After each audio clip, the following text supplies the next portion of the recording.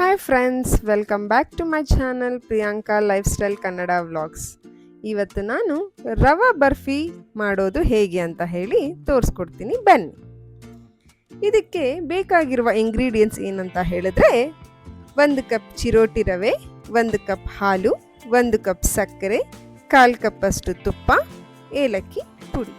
Stove ಹಚ್ಕೊಂಡು ಬಾಣಲಿ ಇಟ್ಕೊಳ್ಳೋಣ, ಬನ್ನಿ.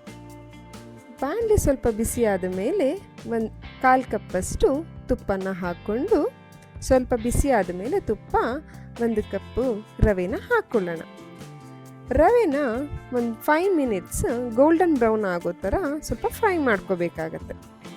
ಅದು ಸ್ವಲ್ಪ ಫ್ರೈ ಆದಮೇಲೆ 1 ಕಪ್ ಹಾಲನ್ನು ಮಿಕ್ಸ್ ಮಾಡ್ಕೋಬೇಕು. ಚಂದ ಮಿಕ್ಸ್ ಮಾಡ್ಕೊಂಡಾದ್ಮೇಲೆ ಒಂದು 3 ಮಿನಿಟ್ಸ್ ಚಂದ ಸ್ವಲ್ಪ ಅದ್ರ ಜೊತೆ ಚಂದ ಮಿಕ್ಸ್ ಆಗಿ ಡ್ರೈ ಆಗೋ ಥರ ಮಾಡಿಕೊಂಡು ಎಲ್ಲ ಫ್ರೈ ಆದಮೇಲೆ ಸಪ್ರೇಟಾಗಿ ತೆಗೆದಿಟ್ಕೊಬೇಕಾಗತ್ತೆ.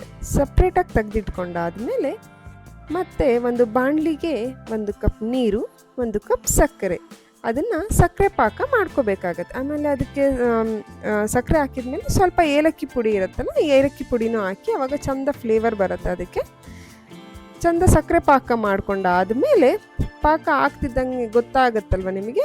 ಗೊತ್ತಾದ ಮೇಲೆ ನೀವು ಅದನ್ನು ಫ್ರೈ ಮಾಡ್ಕೊಂಡಿರ್ತೀರಲ್ಲ ರವೆನ ಅದಕ್ಕೆ ಮಿಕ್ಸ್ ಮಾಡಿಕೊಡಿ. ಮಿಕ್ಸ್ ಮಾಡಿಕೊಂಡು ಸ್ವಲ್ಪ ಚಂದ ಒಂದು 3 ಮಿನಿಟ್ಸ್ ಅದು ಸ್ವಲ್ಪ ನಿಮಗೆ ಗೊತ್ತಾಗತ್ತಲ್ವ, ಚಂದ ಡ್ರೈ ಅಂದರೆ ತುಂಬಾ ಡ್ರೈ ಮಾಡ್ಕೊಬೇಡಿ, ಅದ್ರ ಪಾಕದ ಜೊತೆ ಸ್ವಲ್ಪ ಚಂದ ಅದನ್ನು ಮಿಕ್ಸ್ ಮಾಡಿಕೊಂಡು 3 ಮಿನಿಟ್ಸ್ ಆದಮೇಲೆ ಒಂದು ತಟ್ಟೆಗೆ ತುಪ್ಪನ ಸವರಿ ಇಟ್ಕೊಂಡಿರಿ.